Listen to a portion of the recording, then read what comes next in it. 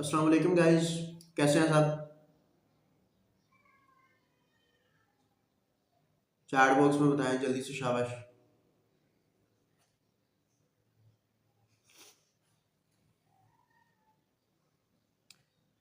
Right, fine fine, माशाल्लाह माशाल्लाह, that's good. अल्लाह सबको खैरियत और सलामती से रखे। अल्हम्दुलिल्लाह अल्हम्दुलिल्लाह, या आल्सो फाइन। माशाल्लाह माशाल्लाह, दैट्स गुड। चैट बॉक्स में एक्टिव रहना गाइस आपने। अच्छा, मुझे ये बताएं, किसी को पता है आज के हमारे इस वेबिनार का टॉपिक क्या है?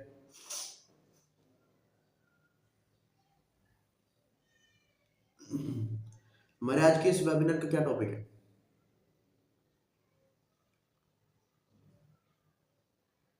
किसी को आइडिया नहीं है।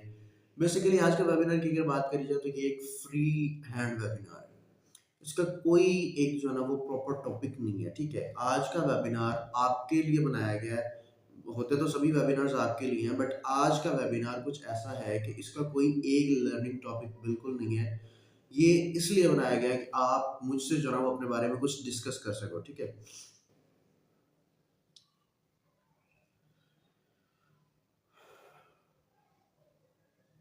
Good good.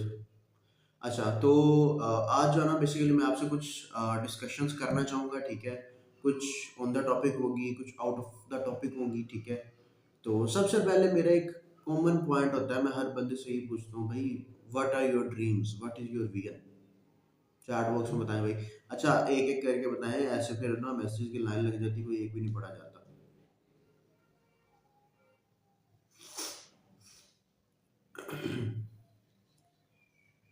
माशाल्लाह। पेरेंट्स को सपोर्ट करना है, ऑलराइट। सर खुद के लिए कुछ करना है, इंडिपेंडेंट बनना है, गुड गुड। सर मैं एज अ स्टूडेंट क्या था, एक्सपेंसेस खुद मैनेज करना है एज अ स्टूडेंट। चलें, गुड। और शाबाश। सर कार लेनी है, एक और ऊपर चला गया। सर हस्बैंड को सपोर्ट करना है as a house, good good, keep it up. इंशाल्लाह soon you will be able to do.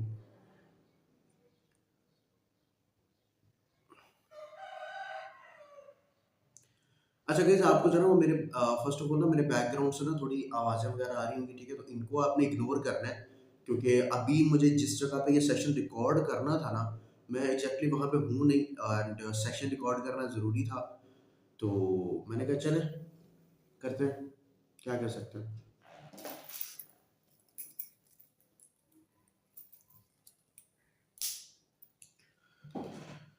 Alright, that's good. भाई ड्रीम्स को अचीव करना, चलें, गुड है। सो गाइज, आप सबके जो है बहुत सारे ड्रीम्स हैं, मेरा भी एक ड्रीम है, ठीक है, जिसके लिए मैं इस प्लेटफॉर्म पे आया था, एंड अल्हम्दुलिल्लाह उसके बहुत करीब जा रहा हूँ। इंशाल्लाह आप भी जो है वो बहुत कुछ कर लोगे। सबसे पहले मैं आपको एक चांस देता हूँ गाइज, वर्किंग के बारे में आपके जो जो डाउट्स हैं अभी तक, क्योंकि आपने माशाल्लाह से बहुत लर्निंग्स करी होंगी, बट जो भी आपके डाउट्स वगैरह ना, वो आप मुझसे क्लियर कर रहे हैं, ठीक है। पूछ रहे हैं मुझसे, जितना हद तक हो सकेगा मैं क्लियर करूँगा।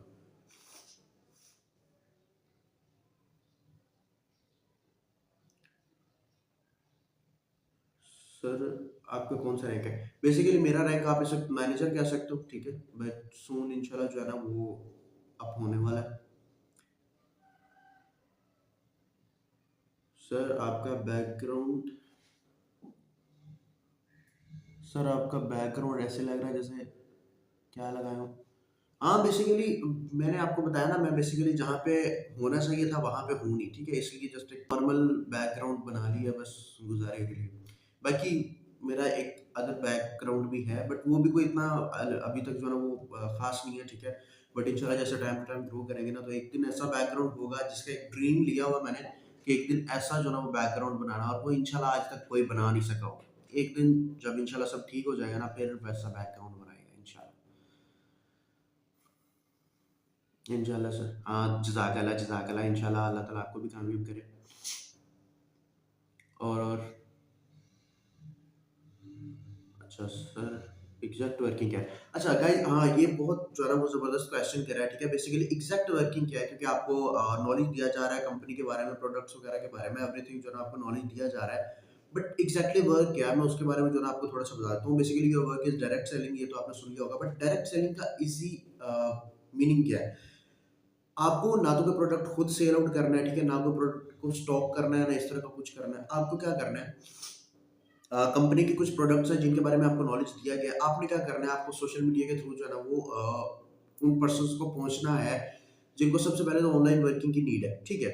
ऐसे बहुत से पर्सन भरे पड़े हैं जो कि ऑथेंटिक ऑनलाइन वर्किंग की तलाश में है, ठीक है। आजकल लोगों को पता है कि भाई ऑनलाइन पे ही हम कुछ कर सकते हैं, ठीक है। स्टूडेंट है कोई, उसको अगर स्टडी के साथ कुछ करना है वो भी सबसे पहली ट्राई ऑनलाइन पे ही करेगा। अगर हाउस वाइफ है उनको घर में रह के सपोर्ट करना है वो भी सबसे पहले ऑनलाइन वर्क करने की ट्राई करेंगे। अगर कोई स्टूडेंट है, कोई फीमेल, वो चाहती है कि मैं अपने पेरेंट्स की लाज रख के इज्जत के साथ कुछ कमाऊँ, अपने पेरेंट्स को सपोर्ट करूँ या फिर खुद इंडिपेंडेंट बन जाऊँ, अपनी स्टडी के खर्चे उठाऊँ, वो भी पहले ऑनलाइन वर्क पे ही आएगी। इस तरह बॉयज़ भी हैं, वो भी अपने ड्रीम्स वगैरह पूरे करने के लिए ऑनलाइन वर्क पे ही आएँगे पहले।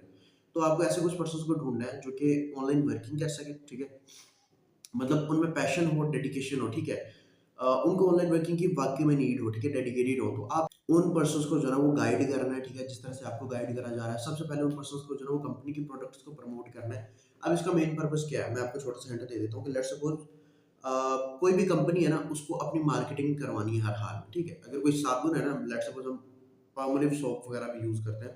एक तो जो है ना फेस वॉश यूज़ करता हूँ मैं ग्लोबल की, ठीक है? उसके साथ पामोलिव सोप भी यूज़ होता है। तो अब लेट्स सपोज़ वो पामोलिव सोप है ना और ग्लोबल का फेस वॉश है ना, अब इन दोनों में फ़र्क क्या आ रहा है?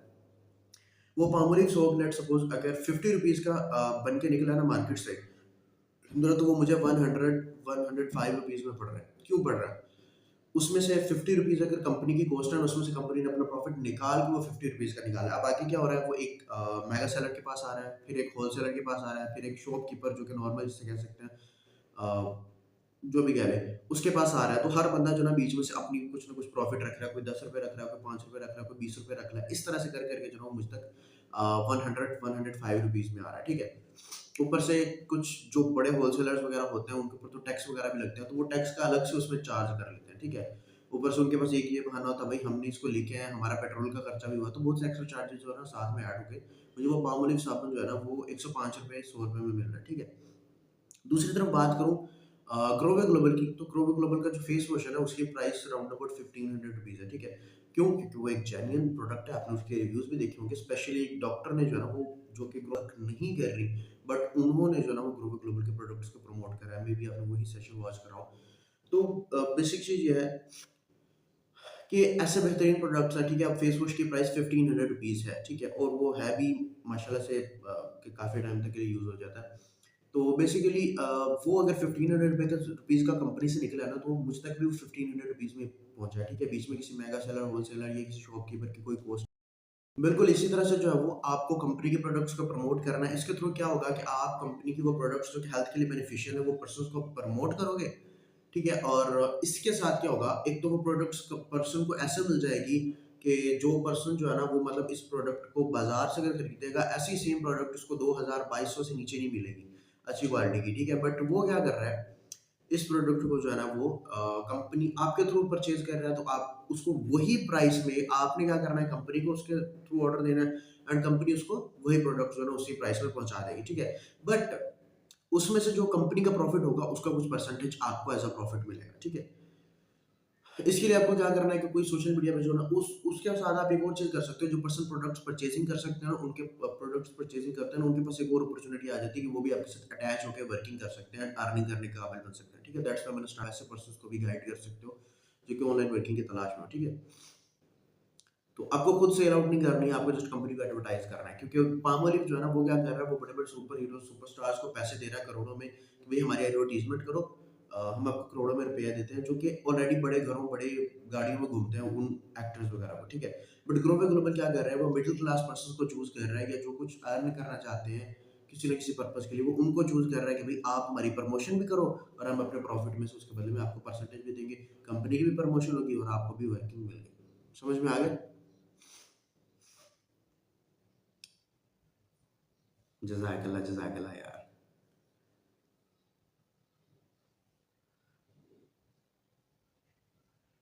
सर आप इतने फैटी क्यों, यार ये तो थोड़ा पर्सनल हो गया। इसको साइड पे रख देते हैं। वैसे थोड़ा एक्सरसाइज़ वगैरह नहीं करता, थोड़ा डाइट वगैरह का कोई ख़्याल नहीं करता, बट इंशाल्लाह सून करेंगे कुछ। नेक्स्ट नेक्स्ट हमें आप बता रहे हैं कि यहाँ यहाँ से रजिस्टर्ड है, हमें कैसे पता गाइज। सबसे पहले जो है ना वो बेसिकली इस वीडियो के अंदर जो है ना मैं आपको फॉर्म्स वगैरह शो नहीं कर सकता, आपको कोई सर्टिफिकेट्स वगैरह शो नहीं कर सकता, बट सबसे पहले देखिए, कोई भी पर्सन अगर पाकिस्तान में आपको ये कह रहा है ना भाई मैं रजिस्टर्ड हूँ, तो ये जानना वाकई में ज़रूरी है कि भाई वो रजिस्टर्ड है भी, ऐसे कह रहा है। सबसे पहले तो इतनी बड़ी बात कोई कहता नहीं है कि मैं इस प्लेटफॉर्म से रजिस्टर्ड हूँ, क्योंकि ये बहुत बड़ा मसला होता है, ठीक है, इस पे एक्शन भी लिया जाता है। तो अगर आपको ये जानना है कि भाई ग्रोव ग्लोबल रजिस्टर्ड फॉर्म्स आपको देखने हैं, तो वो बेसिकली हम आपको नहीं दिखा सकते due to some privacy issues. आप क्या कर सकते हो, गूगल पे जाओ, वहाँ पे सर्च कर लो ग्रोव ग्लोबल रजिस्ट्रेशन फॉर्म्स, आपको जो ना वहाँ पे मिल जाएंगे कुछ फॉर्म्स। बट हाँ, एक चीज़ का ख्याल रखना, उनको भी जो ना ऐसे ऐसे आगे शेयर नहीं करते रहना, इन चीज़ों का जो ना थोड़ा रखना पड़ता है, नहीं तो लोग क्या करते हैं, जैसे कि कुछ टाइम पहले मैंने देखा था एक असाइनमेंट वर्क वाला बंदा था, हमारे वर्किंग ग्रुप के अंदर ना एक पर्सन ने उसका नंबर शेयर किया कि गाइस ये पर्सन क्या कर रहा है। जब मैंने देखा तो उसकी डीपी पता क्या लगी हुई थी, सर अजमल निशारी जो है ना वो अपने साथ हमारे एक सर हैं, सर अहमद हसन अब्बासी, उनको जो है ना वो एक रिवॉर्ड दे रहे हैं, ठीक है, एक कार्ड वगैरह जो है ना दे रहे हैं एक अचीवमेंट का। अब वो क्या कर रहा है, उस पर्सन ने वो डीपी लगाई और उसकी बायो में क्या लिखा हुआ है, डिस्क्रिप्शन वगैरह में व्हाट्सएप की, असाइनमेंट वर्क अवेलेबल। अब असाइनमेंट वर्क की क्या रियलिटी होती है, वो तो आप सब जानते हैं ना, वो रजिस्टर्ड है ना, उसका कोई पता है कि कभी कोई बंदा अभी ग्रुप बना ले असाइनमेंट वर्क के नाम से, वो 2 हफ्ते बाद, महीने बाद उसको बंद कर दे। उसका कोई पता नहीं होता ना, वो रजिस्टर्ड होता है। तो उसने क्या किया, सर अजमल का जो है ना नाम यूज़ किया, वो जो हमारे सीईओ हैं। तो बेसिकली इसको जो है ना थोड़ा, अगर आपको चेक कर रहे हैं तो जस्ट चेक खुद तक रखिएगा, ठीक है? आगे ऐसे फैलाइएगा नहीं। थोड़े से ख्याल रखिएगा, ठीक है?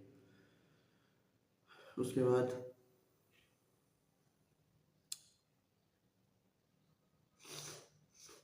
हुँ। सर आपको कितना टाइम हो गया वर्किंग के लिए? बेसिकली गाइस अगर मैं आपको अपना बताऊँ तो बात करूँ तो मैं काफ़ी प्लेटफ़ॉर्म्स पे जो है मेरा एक्सपीरियंस रह चुका है। सबसे पहले तो जब मैं ऑनलाइन वर्किंग की तलाश में आया था ना, तो 6 से 7 महीने तक ना मैंने बड़े धक्के खाए थे। इसी तरह से असाइनमेंट वर्क्स के चक्करों में मैं पड़ा था, मैं रजिस्टर वगैरह भर दिया करता था। मुझे बड़ा अच्छे से याद है, शायद मेरा अभी भी वो रजिस्टर जो है ना कहीं पड़ा हो। Sorry for that.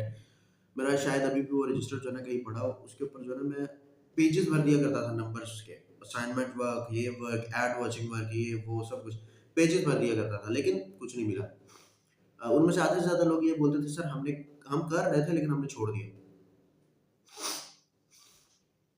तो उसके बाद जो है ना वो फिर मैं सबसे पहले एक छोटा-सा प्लेटफ़ॉर्म था, वहाँ पे गया, एक ऑथेंटिक वर्किंग थी। बट वहाँ पे ये हुआ कि मुझे जो है ना वो मतलब मेरे जो सीनियर थे ना, मेरे जो अपलाइन थे, वो माशाल्लाह से रिप्लाई करते थे तकरीबन 3 से 4-4 दिन बाद, ठीक है?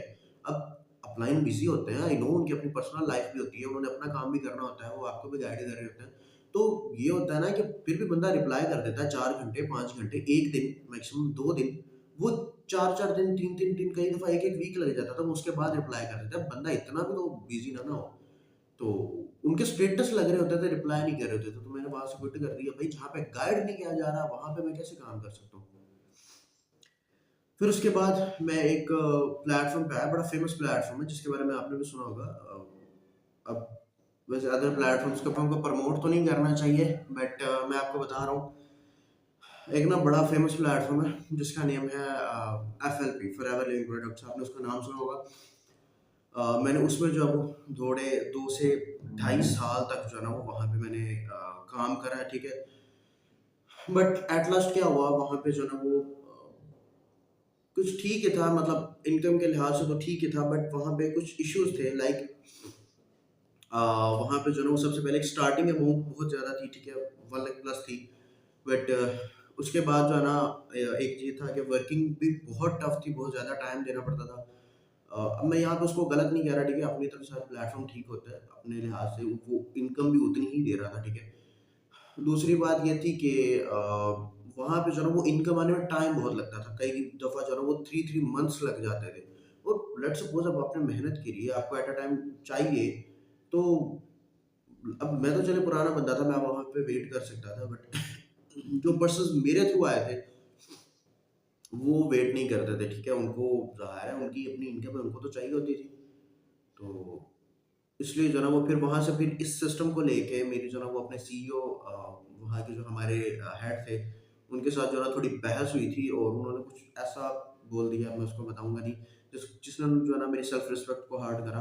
तो मैंने जो है ना वो फिर प्लेटफ़ॉर्म छोड़ दिया। बेसिकली उन्होंने मुझे सभी ग्रुप से आउट कर दिया और मैंने फिर उनको दोबारा नहीं बोला। ग्रुप से आउट उन्होंने करा था, ठीक है, मैंने उनको दोबारा नहीं बोला कि मुझे ऐड कर लें, मुझे वर्किंग करवाएँ, मैंने खुद ही बस कर दिया।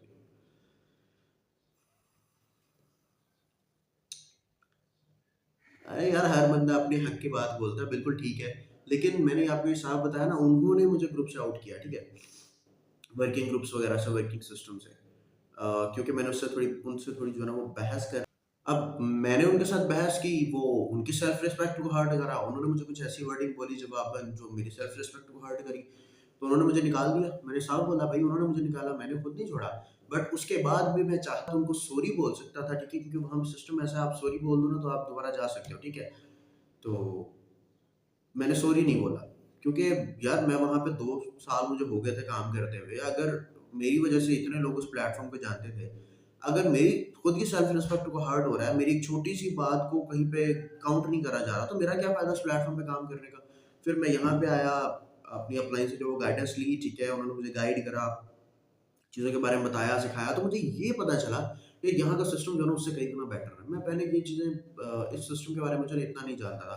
पता था इसके बारे में बट इतना नहीं जानता था। वहाँ पे था जो है ना अपना आपका मंथली पे आउट आपको मिलता था, मंथ से पहले नहीं, ठीक है? बट वो 3-3 मंथ भी लग जाते थे। यहाँ पे क्या है, आपका मर्ज़ी का विथड्रॉल है, आप जब चाहो विथड्रॉल लगाओ, वो 1 वीक के अंदर-अंदर जो है ना आपके अकाउंट्स में आ जाएगा। प्रॉपर सपोर्टिव सिस्टम है, ठीक है? आपको प्रॉपर्ली गाइड करा जा रहा है। कोई इतनी बड़ी जैसे वहाँ पे जो है ना वो 1 लाख प्लस की डेढ़ लाख तक की जॉइनिंग अमाउंट है, ठीक है? आपको स्टार्ट करने के लिए वहाँ पे 1.5 लाख चाहिए, यहाँ पे कोई उतनी बड़ी अमाउंट भी नहीं है। तो और वर्किंग स्ट्रेस भी जो है ना वो बहुत कम है, वर्किंग स्ट्रेस ना होने के बराबर है, ठीक है? तो ज़ाहिर है स्ट्रगल तो देखिए स्टार्ट में करनी पड़ती है ना, ठीक है? पहले 5 से 6 मंथ जो है ना वो आपको थोड़ी स्ट्रगल तो करनी पड़ेगी, बट आहिस्ता-आहिस्ता जो है ना सब सेट होता जाएगा। वहाँ पे स्ट्रगल टाइम पीरियड भी बहुत ज़्यादा था। एंड उसकी कुछ पॉलिसीज़ ऐसी थी कि आपको जो है ना वहाँ पे बिज़नेस तो मिल रहा था बट आप फिर भी एज़ अ जॉब होल्डर ही थे। बट यहाँ पे you are a really a business owner. शोर कुछ ज़्यादा आ रहा है। यार बेसिकली अभी जो है ना पहले मैंने बताया मैं कुछ उस जगह पे नहीं हूँ। सिर्फ़ अपनी लाइफ़ के बारे में मैं अब अगर मैं अपनी लाइफ़ के बारे में बताऊँगा तो फिर वीडियो कुछ ज़्यादा लंबी हो जाएगी। चलिए शॉर्ट में बताता हूँ।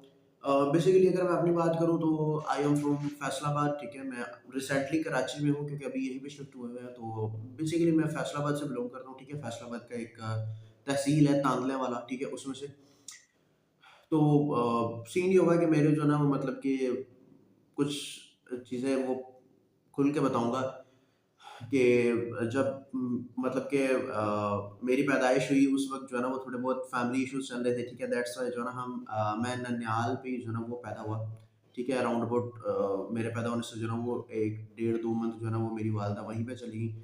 तो उसके बाद जो है ना फिर मैं वहीं पे जो है ना थोड़ा पला-बड़ा तकरीबन 3-4 मंथ तक जो है ना वो वहीं पे रहा, ठीक है?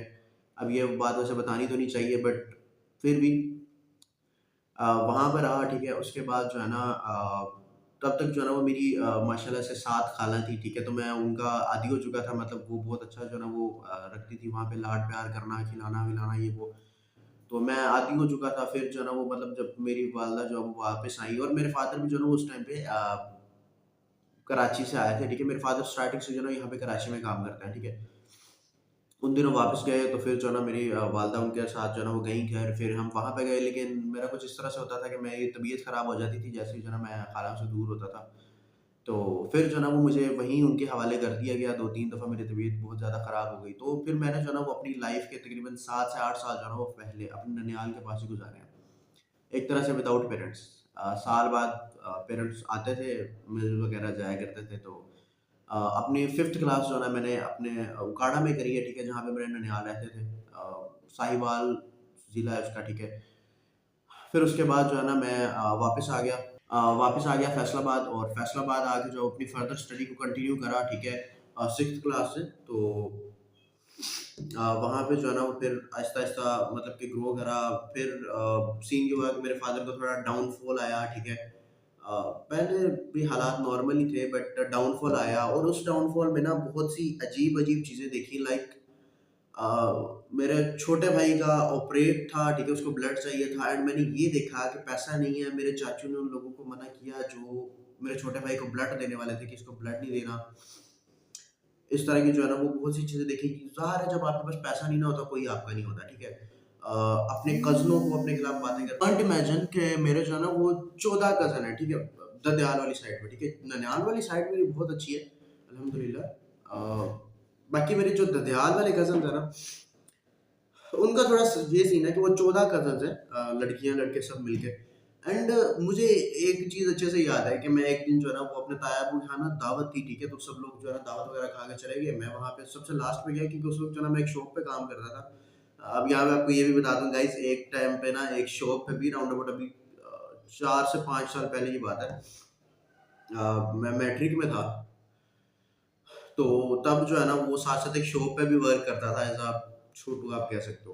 तो उस टाइम पे जो है ना वो फिर मैं दुकान से लेट छुट्टी हुई रात के ऐसे 9-10 बजे के करीब, सब दावत जो है ना वो एन्जॉय करके चले गए, तो मैं सबसे लास्ट में पहुँचा। मैंने उनको कहा भई दे दें कुछ खाने के लिए।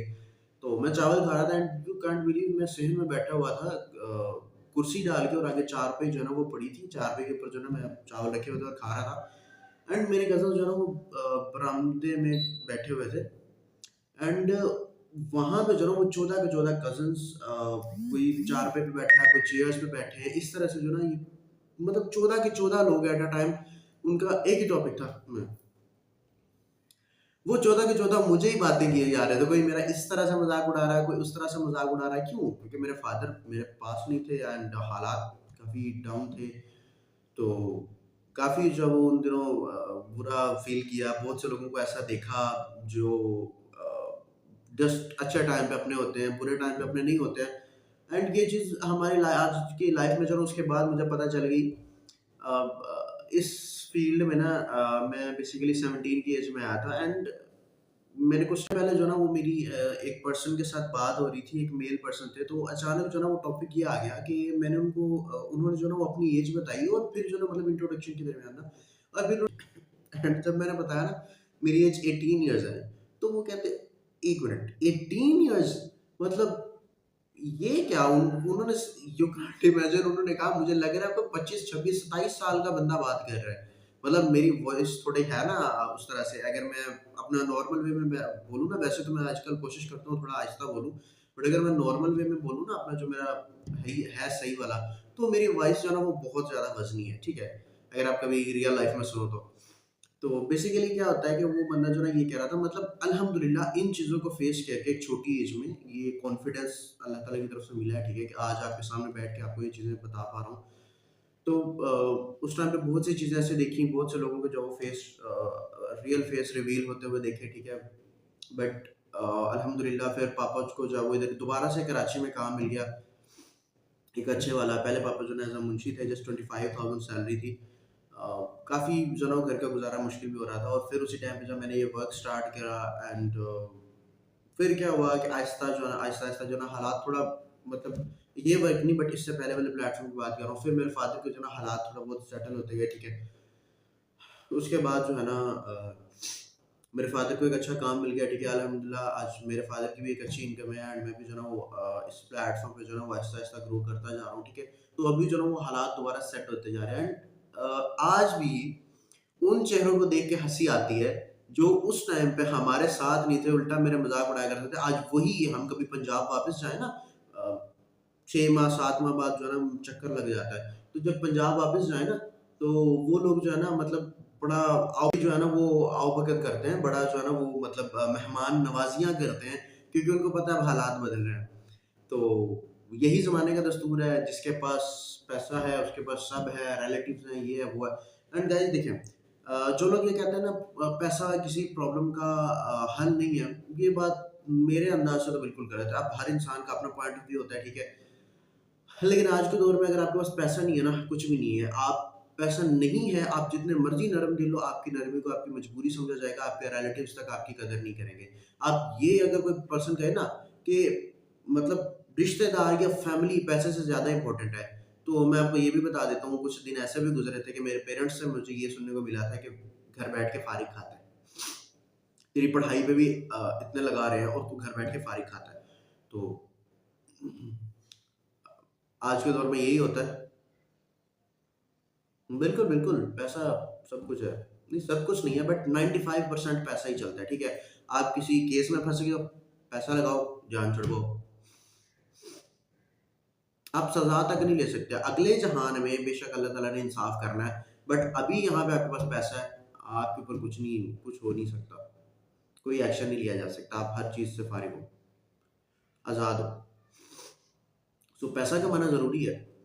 अब इस फील्ड में अगर गाइस मुझे आपको एक चीज़ बताऊँ, अच्छा ऊपर से जब मैं ये वर्किंग करने वाला था ना, तो मुझे बड़ा मेरे कज़िन्स ने, स्पेशली मेरा एक कज़िन है, मेरा ताया आपू का बेटा, मैं उसका नाम रिवील नहीं करूँगा, बट वो मेरे फादर को, जब मैं ना अल्हम्दुलिल्लाह पैशन इतना था कि वर्किंग से पहले जो ट्रेनिंग्स अटेंड कर रहा था ना, जैसे आज आप अटेंड कर रहे हो, उस टाइम पे जो ना मैंने वर्किंग वाले स्टेटस लगाना शुरू कर दिए थे। एंड यू कांट बिलीव, मेरा वो कज़िन जो है ना, वो मेरे फादर को डेली शाम टाइम, मेरे फादर शाम टाइम मगरिब के बाद घर आते थे, मैं इधर कराची शिफ्ट हो गए थे, तो वो जो ना डेली कॉल करता था कि भाई ये कौन सा काम कर रहा है, इसको रोको, इसको। पहले दिन जो है ना उसने ये टॉपिक चढ़ा, फिर अगले दिन उसने कहा कि मैं जो है ना वो आज अपनी यूनिवर्सिटी में एक लड़के को देखा, उसके साथ ऐसे स्कैम हुआ था, उसने जो है ना वो ऐसे 5 लाख रुपए भरे थे, फिर क्या हुआ कि ये हो गया, फिर वो हो गया, फिर वो हो गया। तो सबसे पहले यहाँ पे सोचने वाली बात है ना भाई, आप ऑनलाइन वर्किंग में 5 लाख क्यों लगा रहे हो भाई? 5 lakh, that's a huge amount. 5 lakh कौन लगाता है भाई ऑनलाइन वर्किंग में? पहली बात तो सुनने वाली बात ही नहीं लगती, ठीक है। वो बोल रहा है भाई उसने अपनी जमीन बेच के 5 लाख रुपया दिया। भाई जमीन बेच के 5 लाख रुपया ऑनलाइन वर्किंग में कौन देगा भाई? ठीक है, अगर बात 20,000 तक, 25,000 तक, 50,000 तक हो, मैक्सिमम 1 लाख तक हो, माना जाता है, लेकिन 5 लाख तक कौन, मतलब किसी में इतना, इतनी से तो अकल होगी तो वो भी 5 लाख तो नहीं लगाएगा, कभी भी नहीं लगाएगा किसी ऐसी चीज पे भी जिसके बारे में उसको कुछ आइडिया ही ना हो। वो कहता है उसको एक बंदे ने कॉन्टैक्ट किया, उसको इसी तरह से जैसे मैंने अपना जब प्रोसीजर मेरे फादर ने बताया ना, इसको किसी बंदे ने ऐसे ऑनलाइन कॉन्टैक्ट करा है, उसको गाइड कर रहा है, तो वो कहता है भाई उसको भी जो ना ऐसे ऑनलाइन एक बंदे ने मैसेज किया, उसने बोला मेरे पास एक ऑनलाइन काम है, तुम 5 लाख मुझे दो, मैं तुम्हें सिखाता हूँ।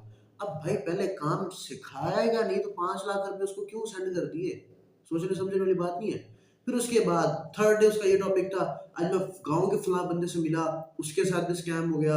आज मैं फलां बंदे से मिला, उसने मुझे ये कहा। आज मैं फलां बंदे से मिला, उसने मुझे ये कहा। आज मैंने ये किया, आज मुझे ये पता चला, वो पता चला, मतलब टोटली नेगेटिव करने की कोशिश। मेरे फादर नेगेटिव हो भी गए, बहुत नेगेटिविटी फेस करी। मेरे फादर इवन अपने एक फ्रेंड को ना, भाई फैसल, मैं उनको कहता हूँ, बड़ा अच्छा जो है उनके साथ मिलना-जुलना है, तो उनको जो है ना वो यहाँ पे ले आए। उन्होंने मुझे मतलब बहुत समझाया कि भाई ये चीज़ें नहीं होती हैं, ये होता है, वो होता है।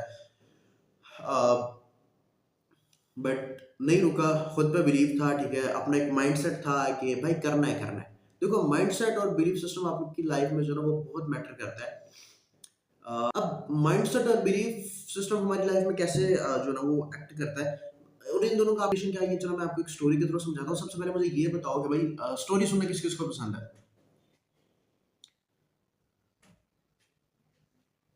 गुड, गुड, सबको पसंद है। ग्रैंड मदर सुनाया करती है। चलो फिर आज मैं आपके ग्रैंड फादर बनने वाला हूँ। Sorry, joke apart.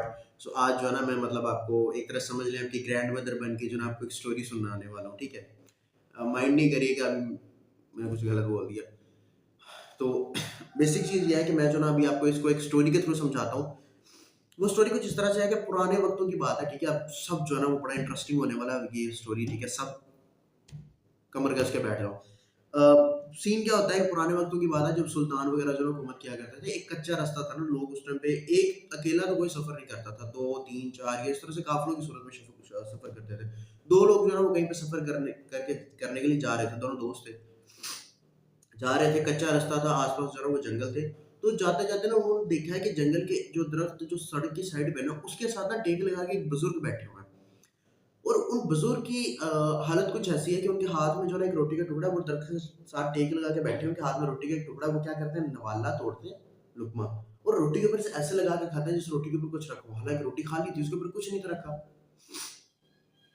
वो दोनों रुक के देखते हैं, बड़ा हैरान होते हैं भाई। और इंसान के अंदर होता है ना, जब इंसान को ऐसी चीज़ देखते हैं तो उसके अंदर तजस्सुस आता है, भाई मैं पता तो करूँ कि क्यों हो रहा है। तो उनमें से एक फ्रेंड क्या करता है, वो बुजुर्ग के पास जाता है। बुजुर्ग को कहता है, "पापा जी, हम वहाँ से गुज़र रहे थे, मैंने देखा कि आप जो है ना आपके हाथ में रोटी का टुकड़ा है और आप ऐसे लगा के खा रहे हो जैसे आपके रोटी के ऊपर कुछ पड़ा हो, हालाँकि रोटी तो खाली है।" तो वहाँ पे जो है ना वो बुजुर्ग बड़ा मज़े का जवाब देते हैं, बड़ा इंस्पायरिंग जो है ना वो। और वो रिस्पॉन्स क्या होता है, वो रिस्पॉन्स ये होता है कि वो बुजुर्ग कहते हैं कि पुत्र, मेरा जड़ा ना बिलीफ सिस्टम बड़ा स्ट्रांग है। मेरा जो है ना वो बिलीफ सिस्टम बड़ा स्ट्रांग है। मैं जो चीज़ इमेजिन कर रहा हूँ ना, मतलब उसने कहा मैं चटनी इमेजिन कर रहा हूँ, एंड मेरा बिलीव है कि यहाँ पे चटनी पड़ी है रोटी के ऊपर, और यकीन मानो मुझे चटनी का जायका भी आ रहा है। अब सबसे पहली बात, बिलीफ सिस्टम हमारी लाइफ में कैसा एग्जिस्ट करता है? हम जो सोचते हैं हमारी लाइफ में वही होता है। फॉर एग्जाम्पल, हमारे लिए सबसे बड़ी एग्जाम्पल, अल्हम्दुलिल्लाह वी आर मुस्लिम्स, ठीक है? या फिर मेरा कोई भी रिलीजन वाला ये पर्सन जो है ना वो वीडियो देख रहा हो, अल्हम्दुलिल्लाह। अब आप खुद देखो, इफ यू आर अ मुस्लिम, आपकी लाइफ में अल्लाह ताला की हदीस, अल्लाह ताला के फरमान, नबी करीम सल्लल्लाहु अलैहि वसल्लम के फरमान, सब कुछ एग्जिस्ट करेंगे। वो हैबिट्स, वो असनाद, वो हदीस, वो सब एग्जिस्ट करेगा। If you are a non believer, आपकी लाइफ में वो एग्जिस्ट नहीं करेगा। आपकी लाइफ में वो एग्जिस्ट करेगा जिस रिलीजन को आप फॉलो करते हो। इसी तरह से हमारा बिलीफ सिस्टम है। जिस चीज़ पे हम बिलीव करते हैं वो वही होती है। अगर हम एक चीज़ को गलत समझते हैं, हम हज़ार चीज़ें हमारे सामने उसके रिलेटेड पॉजिटिव आ जाए, हम उसको फिर भी गलत समझेंगे। अगर वो गलत नहीं भी है तो भी हम गलत समझेंगे। क्यों? क्योंकि हमने अपना बिलीफ सिस्टम वैसा बना लिया है। अगर हम उस चीज़ को सही समझेंगे तो जितनी मर्जी नेगेटिविटीज आ जाए, हम उस चीज़ को सही ही समझेंगे। आपका बिलीफ सिस्टम ऐसे काम करता है। आप जो बिलीव करते हो जिस चीज़ पे, आपकी लाइफ में वो एग्जिस्ट करती है। वी आर मुस्लिम्स, हमारा बिलीफ है अल्लाह ताला पे, हमारे प्यारे नबी करीम सल्लल्लाहु अलैहि वसल्लम पे, हमारे आखिरी नबी। तो हमारी लाइफ में उनकी हदीस, उनके फरमान सब एग्जिस्ट करते हैं। बट जो बिलीव नहीं करते हैं उनकी लाइफ में एग्जिस्ट नहीं करते। उनमें से बहुत से लोग ऐसे हैं, अनगिनत लोग ऐसे हैं दुनिया पे जिनको इन अहादीस के बारे में कुछ पता ही नहीं है। बिलीफ सिस्टम हमारी लाइफ में जो है वो ऐसे एग्जिस्ट करता है। उसके बाद अब बात करते हैं माइंडसेट की। Come back to our story. अब क्या होता है, वो बंदा जब बुजुर्ग से पूछ लेता है, बुजुर्ग बता देते हैं बेटा मेरा बिलीफ सिस्टम बड़ा स्ट्रॉन्ग है, वो बंदा बड़ा इंस्पायर होता है और जाता है अपने दोस्त के साथ और सफर स्टार्ट करता है। थोड़ी देर बाद जाके ना आगे अपने उस दोस्त से पूछता है कि यार मैंने देखा, तुमने भी देखा, मैं बाबा जी के पास चला गया, तुम नहीं गए, तुम वहीं पे खड़े रहे और बाबा जी ने मुझे बताया, मैं बड़ा इंस्पायर हुआ, लेकिन तुम सुनने के बावजूद तुमने कुछ नहीं कहा, खामोशी से खड़े रहे और मेरे साथ आगे सफर स्टार्ट कर दिया। कुछ तो तुम्हें भी सीखने को मिला होगा। तो उस आदमी ने ना अपने दोस्त को कहा, भाई तुम जो है ना इस वाकया का एक पहलू समझो, दूसरा पहलू नहीं समझे। अब आप में से भी बहुत से लोग दूसरा पहलू नहीं समझे होंगे। फर्स्ट टाइम पे मैं भी नहीं समझा था। कोई बता सकता है इसका दूसरा पहलू क्या है? इस स्टोरी में एक और पहलू छुपा हुआ है जो कि इससे भी, जो मैंने अभी आपको बताया बिलीफ सिस्टम, उससे भी ज्यादा मायने रखता है। बिलीफ सिस्टम भी उसके सामने एक मोहरा है।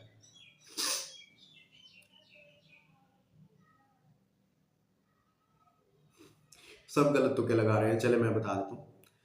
बेसिकली उसने अपने दोस्त को बताया, तुमने बाबा जी से पूछा, बाबा जी ने क्या कहा, मेरा बिलीफ सिस्टम इतना स्ट्रॉन्ग है, मैं चटनी सोच रहा हूँ और मुझे चटनी का जायका आ रहा है। उसने कहा बाबा जी का बिलीफ सिस्टम तो बड़ा स्ट्रॉन्ग है, बट तुमने नोट किया वो अभी भी बाबा जी, वो बुजुर्ग, वो फकीर क्यों है? उसका सबसे बड़ा रीजन है हिज माइंडसेट। वो कैसे? जब उसने जो चीज सोचनी है, उसको उसका जायका आना है, तो वो चटनी क्यों सोच रहा है? वो कोई अच्छी चीज क्यों नहीं सोच रहा? वो कोई, फॉर एग्जाम्पल, कोई गोश्त, कोई मिठाई या इस तरह की कोई चीज क्यों नहीं सोच रहा? उसको तो उसका भी जायका आएगा। अब ये बात जो है ना वो बहुत मैटर करती है माइंडसेट आपकी लाइफ में। आपका जिस चीज के रिलेटेड माइंडसेट होगा, माइंडसेट क्या है? अगर आपका माइंडसेट ये है कि मैं पढ़ाई कर रहा हूँ आज, ठीक है, कल को मैंने पढ़ाई करना है, जॉब करनी है, मुझे 50,000 वाली जॉब मिल जाएगी, मैंने 50,000 वाली जॉब लेनी है ताकि मैं आहिस्ता आहिस्ता जो ना, क्योंकि हम जब अपनी स्टूडेंट लाइफ से निकल जाते हैं ना, जॉब वगैरह की फील्ड में जाने लगते हैं, हम अपना बजट, एक तरह से बॉयज जो है ना वो तो अपना बजट अपने माइंड में पहले ही सेट कर लेते हैं। ये रियलिटी है। अब बहुत सारे बॉयज इससे रिलेट करेंगे। तो बेसिकली वो ये सोच लेते हैं भाई मैं इस महीने का इतना इतना कमाऊंगा तो मैं आहिस्ता आहिस्ता जो है ना अपने ड्रीम्स तक पहुंचा जाऊंगा। आप ये सोच रहे हो मैंने महीने का 50,000 कमाना है तो मैं आहिस्ता आहिस्ता लाइफ सेट करता जाऊंगा। आज के महीने, आज के दौर में 50,000 से बंदा कुछ नहीं है। बट अगर आप ये सोच रहे हो तो यकीन मानो आप वो 50,000 ही लाइफ में कमाओगे। अगर आप ये सोच रहे हो मैं एक जॉब करूंगा लाख वाली, आप वो कोर्स या वो, यकीन मानो आपके सामने अगर लेट्स सपोज दो कोर्सेज दिया जाए ना, एक कोर्स ऐसा है जिसमें आपको जो है ना वो 50,000 कमाने का कहा जा रहा है, बट थोड़ा आसान है क्योंकि कम कमाई दे रहा है तो आसान होगा। एक कोर्स ऐसा है जो कि थोड़ा टफ है, बल्कि बहुत टफ है, लेकिन उससे आपको 1.5 लाख कमाने का मौका मिल रहा है। अब आप में से जिसका माइंडसेट वीक होगा ना, वो क्या करेगा, वो कहेगा "ये नहीं यार, ये कोर्स बड़ा मुश्किल है, मैं यही वाला कर लेता हूँ।" और फिर क्या होगा, वो 50,000 वाला माइंडसेट ही है ना उसका, तो लाइफ में 50,000 ही कमाएगा। क्यों? क्योंकि उसने कोर्स ही वही किया है। अब कोई बंदा अगर लेट्स सपोज उसको एक यूनिवर्सिटी की तरफ या एक कॉलेज की तरफ से कोर्स ऑफर होता है और वो 1.5 लाख कमाने का कहता है, उस बंदे का ड्रीम है, उस बंदे का माइंडसेट है 1.5 लाख कमाने का महीने का, वो बंदा क्या करता है, वो ये नहीं देखता इसके अंदर कितनी मुश्किल है, उसका बिलीफ सिस्टम खुद बन जाता है। मैंने कहा था ना, बिलीफ सिस्टम एक मोहरा है। आपका माइंडसेट हो गया, आपका बिलीफ सिस्टम, आप खुद अपने बिलीफ सिस्टम को आप जो है ना वो आपको धक्का देगा, आपको स्ट्रॉन्ग कर देगा, आपके विल पावर को स्ट्रॉन्ग कर देगा। And will power is most important. हम कहते हैं skills are important, yes skills are important, but आपके पास विल पावर हमेशा होनी चाहिए। क्योंकि एक बहुत बड़े बॉक्सर है, आई थिंक मोहम्मद अली नाम है उनका, या पता नहीं क्या, अभी माइंड से निकल गया। वो कहते हैं कि will power is also important. Why? Because when I fight with skill, but when I hit, या मतलब व्हेन आई गोट हिट, या मतलब जब मुझे लगती है, तो मेरी स्किल ने तो मुझे गिरा दिया। मुझे दोबारा खड़ा होने पे मजबूर कौन करेगा? मेरी विल पावर। अगर मेरी विल पावर नहीं है, मुझे दोबारा खड़ा होने पे, मैं दोबारा खड़ा ही नहीं हो पाऊंगा, और एक सोनू में मेरा काम खत्म। तो बेसिक चीज ये है कि बिलीफ सिस्टम जो है ना वो एक मोहरा है। सबसे पहले आपका माइंडसेट, आपकी विल पावर होनी चाहिए। आपने सोच लिया मैंने 1.5 लाख कमाना है, आप मुश्किल नहीं देखोगे कितना मुश्किल कोर्स है, कितनी मुश्किल मेरा सेमेस्टर है, ये है वो है, या फिर कितना मुश्किल बिजनेस स्टार्टअप है, या जो भी है। अगर आपने ये सोच लिया मैंने 5 लाख करना है, तो 5 लाख जॉब में तो नहीं मिलने वाला, आप बिजनेस ही करोगे। अगर आपने सोच लिया मैंने 5 लाख या 10 लाख या 50 लाख कमाना है, आप एक बिजनेस स्टार्टअप लोगे। आप अगर ये सोचो कि मैंने 5 लाख कमाना है, आप लेट्स सपोज अगर एक स्टोर से स्टार्ट करते हो, आप 3 4 5 स्टोर बना लोगे, आपका महीने का 5 लाख बनता जाएगा। अगर आपका आपका माइंडसेट ये होगा मैंने महीने का 50 लाख कमाना है, आप कुछ ऐसा काम करोगे जो कि आपको एक दिन, आपकी मेहनत करने के कुछ साल लगेंगे, 5 साल 10 साल लगेंगे, बट आपको मेहनत करने के बाद वो एक दिन 50 लाख कमाने के काबिल बना देगा। सारी गेम माइंडसेट की है। जब आप माइंडसेट कर लोगे एक चीज के रिलेटेड, आपका बिलीफ सिस्टम खुद ब खुद आपको उस चीज की तरफ लेके चला जाएगा। सो यहाँ तक आपको पता चल गया माइंडसेट बिलीफ सिस्टम हमारी लाइफ में कैसे एग्जिस्ट करता है। चलें गुड है, चलें गुड है भाई, मोटिवेटिंग था। चलें गुड है। वैसे मैंने अपनी तरफ से जस्ट एक एज अ स्टोरी बताई है, ठीक है। बाकी आज का सेशन एक फ्री हैंड सेशन था, ठीक है, आपके ऑब्जेक्शंस वगैरह क्लियर करने के लिए। सर इनकम कैसे ले सकते हैं? देखो बेसिकली इनकम आप पे डिपेंड करेगा। आप जब अपना स्टार्टअप ले लोगे ना, सबसे पहले इस वेबिनार के बाद या फिर इससे एक दो वेबिनार के बाद जो है आपको एक क्लोजिंग वेबिनार होगा, ठीक है, जिसके अंदर जो है आपको ये बताया जाएगा किस तरह से जो है ना वो आपने टोटली ऑफिशियली प्लेटफॉर्म के साथ अटैच होना है, ठीक है, रजिस्टर्ड होकर वर्क करना है। उसके बाद आपकी जो है ना वो एक ई लाइसेंस जो है ना वो आपका जनरेट होगा, ठीक है। एक तरह से शॉर्ट फॉर्म में कह लो आपकी एक आईडी बनेगी, ठीक है, क्योंकि किसी भी जगह पे काम करने के लिए लेट्स सपोज अगर हम पाकिस्तानी है, हमारा आईडी कार्ड नहीं होगा, हमें कोई पाकिस्तानी नहीं कहेगा। पाकिस्तानी और इंडियो की शक्लें में तो थोड़ी बहुत मिलती हैं, तो हमें तो वो इंडियन जासूस भी समझ सकते हैं। तो आपके पास आईडी कार्ड होगा, एक आईडी होगी, तो आपको पाकिस्तानी समझा जाएगा कि भाई आप रजिस्टर्ड हो, आपकी पैदाइश यहाँ पे हो जाए, जो भी है। तो इसी तरह से जो है ना यहाँ पे जो है ना आपको एक आईडी चाहिए होगी, ठीक है, क्योंकि आपके नाम से भी और लोग होंगे, या आप हो, आप किस रैंक पे हो, इसके लिए आपको एक सीरियल नंबर, एक रोल नंबर चाहिए, जैसे किसी भी स्कूल वगैरह में होता है। तो आपकी वो आईडी जनरेट होगी, ठीक है, ई लाइसेंस जनरेट होगा। और उसके बाद जो है ना वो आपकी एक वेबसाइट पे, जब ग्रोवर ग्लोबल की वेबसाइट के साथ जो है ना आपकी आईडी लिंक हो जाएगी, ठीक है। जैसे ही आपकी आईडी बनेगी वो आपका अपलाइन लिंक करवाएगा, ठीक है, खुद ही 24 आवर्स के अंदर जो हो जाती है मैक्सिमम, नहीं तो 5 6 भी के अंदर भी हो जाती है। तो उसके बाद जो है ना वहाँ पे जब आप वर्किंग करोगे, आपकी जो भी इनकम होगी, आपके सामने ऑप्शन होगा, आप कभी भी चाहो तो उसको विड्रॉल कर सकते हो, ठीक है। और वो 1 वीक के अंदर अंदर आपके अकाउंट में ट्रांसफर होगा, ठीक है। इससे पहले नहीं कहा जाता, बट 1 वीक के अंदर अंदर 6 से 7 दिन लगते हैं। एक प्रॉपर सिस्टम बना हुआ है। और राइट, आप किसी का और कोई क्वेश्चन, कोई डाउट? क्या हो गया गाइस, मैं तो सोच के आया था भाई बड़े बड़े क्वेश्चन करेंगे और मैं यहाँ पे अपनी सुना के जा रहा हूँ। कुछ तो पूछे, कोई मजे का, कोई क्वेश्चन, कोई डाउट?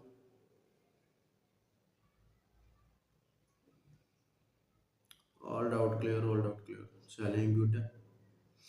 सो गाइस बाकी बेस्ट ऑफ लक है, ठीक है। फिर अगर आपके डाउट्स वगैरह क्लियर है तो फिर आज का फ्री हैंड सेशन एंड करते हैं। वैसे मैंने सोचा था आप बहुत से डाउट्स करोगे, तो आज का सेशन बेसिकली बना कि आप कुछ पर्सन को जो ना वो बोरिंग भी लगा होगा, बट गाइस अगर आप इस सेशन को एक दफा रिपीट करके देखोगे ना, तो जो चीज़ें मैंने आपको आज बताई ना माइंडसेट एंड बिलीफ सिस्टम के बारे में, तो आपको जो है उन चीज़ों की एक प्रॉपर अच्छे से समझ आ जाएगी, ठीक है? एंड आपको पता चलेगा कि आज आपने कुछ ना कुछ तो सीखा है, ठीक है? आपका सेशन वेस्ट नहीं गया, आपका ये टाइम वेस्ट नहीं गया, ठीक है? एंड बेसिकली मैंने आपको अपनी लाइफ के बारे में बताया। अब मैं ये तो नहीं कहूँगा कि भाई मैं सक्सेसफुल हो गया हूँ, नहीं मैं अभी सक्सेसफुल नहीं हुआ, बट अल्हम्दुलिल्लाह ऑन द वे सक्सेस के आहिस्ता-आहिस्ता करीब जाता जा रहा हूँ।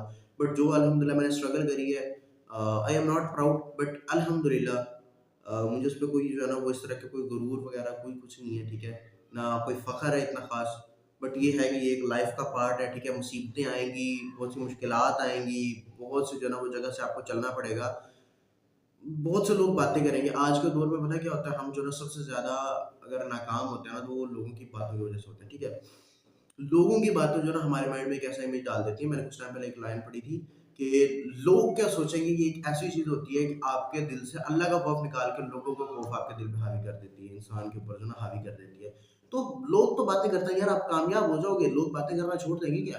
नहीं छोड़ेंगे। आप सही कर रहे हो तब भी लोग बातें करेंगे, गलत कर रहे हो तो फिर तो लोगों ने करनी ही करनी है। तो बेसिक चीज़ ये है कि आपको खुद पे थोड़ा खड़े होना, अपने लिए स्टैंड लेना सीखना चाहिए कि लोग जो भी कर रहे हैं, वो उनकी अपना फ़ेल है, ठीक है? आपको अपना काम, आपकी लाइफ़ उनसे मैच नहीं करती, ठीक है? आपकी अपनी लाइफ़ है, उनकी अपनी लाइफ़ कंडीशंस है, हर इंसान का रहने का ढंग अलग है। और ये चीज़ होता है ना, तो देखो यार एक छोटी-सी एग्ज़ाम्पल है, मैं हर चीज़ में एग्ज़ाम्पल को डाल देता हूँ कि देखो अब लेट्स सपोज़ आप हो ना, आप कोई भी फीमेल, मेल जो भी हो, आप जहाँ पे रह रहे हो ना, आपके मोहल्ले या आपके एरिया या आपकी कॉलोनी में कोई बंदा ऐसा होगा जो खबरें इधर से उधर करता होगा, और आपको ये पता होगा कि वो किसी न किसी आज तक कभी न कभी ऐसा हुआ होगा कि आपकी किसी न किसी एक के साथ ऐसे लड़ाई हुई होगी और बाद में पता चला होगा कि ये बात तो उसने बताई थी। तो ऐसे लोग होते हैं, और आपको क्या लगता है कि आपके पूरी कॉलोनी में कोई ऐसा नहीं होगा जो आपसे नफ़रत नहीं करता होगा या आपसे जलता नहीं होगा? कभी नहीं हो सकता। लोगों ने तो कहना तो नहीं चाहिए, बट लोगों ने तो नाउज़ुबिल्लाह हमारे प्यारे नबी हज़रत मोहम्मद सल्लल्लाहु अलैहि वसल्लम जो कि हक़ की राह पे थे, लोगों को हक़ की राह की तरफ लेके आ रहे थे, हक़ की दावत दे रहे थे, उनको नाउज़ुबिल्लाह कत्ल करने का मंसूबा बनाया। अल्लाह माफ़ करे। और उनके खिलाफ जो बहुत सी साज़िशें करी, इवन के ताइफ वालों ने तो उनको पत्थरों से पूरा जिस्म लहू-लुहान कर दिया। लेकिन फिर भी नबी करीम ने उनके लिए बद्दुआ नहीं की। खैर हमारा टॉपिक ये है कि बेसिकली गाइस लोग बातें करेंगे। लोगों को बातें करना तय है। लोगों की बातों को सुनते रहोगे तो बस फिर कुछ नहीं कर पाओगे। इसकी सबसे बड़ी एग्ज़ाम्पल जो है ना हमारे सामने प्लूटो है। मैंने जो है ना वो अपने इंस्टाग्राम पे भी ये वीडियो अपलोड करी हुई है, उसमें यही बताया था कि प्लूटो एक निज़ाम शमसी का जो है ना 9वां सियारा जिसे कहा जाता है। साइज़ में छोटा लेकिन रफ़्तार में बहुत तेज़। वो अपने ऑर्बिट के इर्द-गिर्द जो है ना, वो अपने ऑर्बिट के गिर्द जो है ना वो बहुत जल्दी चक्कर कंप्लीट करता था। यानी साइंसदान जो है ना उसको पूरी मतलब जो भी होते हैं फिज़िशियंस या जो भी आई थिंक होते हैं, वो जो है ना इसको एस्ट्रोनॉट्स वगैरह कह रहा हूँ, वो जो है ना इसको प्रॉपर्ली समझ नहीं पा रहे थे, या कोई कैलकुलेशन में किसी तरह से ना कुछ गड़बड़ हो रही थी, या वो बड़ा फ़ास्ट रोटेट कर रहा था। तो एक दिन क्या होता है कि एक मीटिंग वगैरह होती है, कुछ डाउट्स वगैरह रखे जाते हैं और प्लूटो को जो है ना सोलर सिस्टम से आउट कर दिया जाता है। कह दिया जाता है भाई निज़ाम शमसी के 8 सियारे हैं, 9वां सियारा कोई नहीं है, 9वां सियारा कोई नहीं है, प्लूटो को हमने निकाल दिया, ठीक है? अब उससे प्लूटो को कोई फ़र्क पड़ा? मुझे बताएँ चैट बॉक्स में, कोई प्लूटो को फ़र्क पड़ा? आप में से मैक्सिमम लोग प्लूटो के बारे में जानते हो, कि जो नहीं जानते, वो गूगल पे जाके सर्च कर लें, उनको पता चल जाएगा। बिल्कुल नहीं पड़ा यार। वो देखो एक प्लैनेट है, भले ही छोटा सही लेकिन फिर भी साइज़ में बहुत बड़ा है यार। अब एक प्लैनेट पे एक छोटे से जो है ना वो खुशकी की कित्ते पे एक छोटे से कमरे के अंदर बैठ के कुछ छोटे-छोटे इंसान, वो ये डिस्कस कर रहे हैं प्लूटो को निज़ाम शम्स से आउट कर दो। उससे प्लूटो को तो कोई भी फ़र्क नहीं पड़ रहा भाई, वो फिर भी अपने ऑर्बिट में वैसे रोटेट कर रहा है। वो वैसे ही जैसा उसके लिए लिखा हुआ है या जैसा उसको वो चाहता है वो वैसे कर रहा है। जैसा उसका निज़ाम बना हुआ है, जैसा उसका स्टाइल है, लाइफ़ साइकिल है, जो भी है।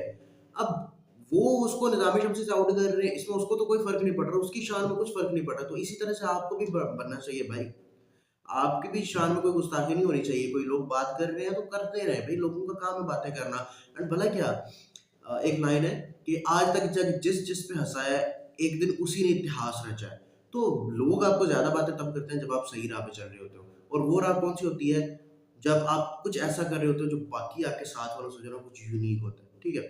सो यू आर यूनिक, आपके जैसा इस दुनिया में कोई नहीं है, आपके फिंगरप्रिंट्स किसी से मैच नहीं करते, आपकी हैबिट्स, आपका पेशेंस, आपको कोई भी एबिलिटी है, कुछ ना कुछ हर इंसान के अंदर ऐसा यूनिक होता है जो दुनिया के किसी और इंसान में नहीं होता। So you are also unique, ठीक है?